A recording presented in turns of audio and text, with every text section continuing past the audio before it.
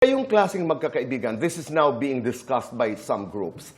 Halimbawa, when you have political differences, what happens? We don't discuss. Parang wala. No, wala talaga. Yung Or you don't service na discuss. ganyan, I Hindi, feel. you know why? Because I read somewhere na there are people who believe, ito'y paniniwala at iginagalang ho natin ito, na pag ikaw ang pananaw mo ay taliwas doon sa aking pinaniniwalaan sa politika, that's a red flag.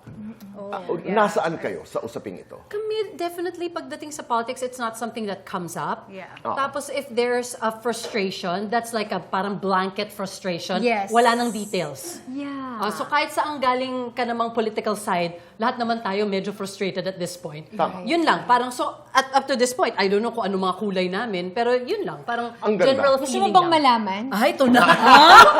Ngayon, ginagamit natin itong show na to para magka-usap na.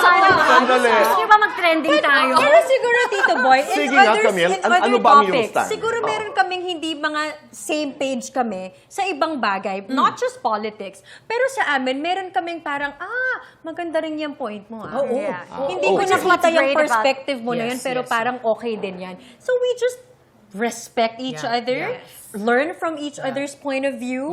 And I feel like may Yeah. mga ganun tayo. Meron. Like, I remember Meron. when we were talking about our... Pet peeves. Yes. knew So it. we were learning so much from each other Yes. with different point of views. Yes. Pero walang Yes. magtatalo, walang magtatampuhan, walang ganyan. I think it's because nga we respect one another's Exactly. opinion.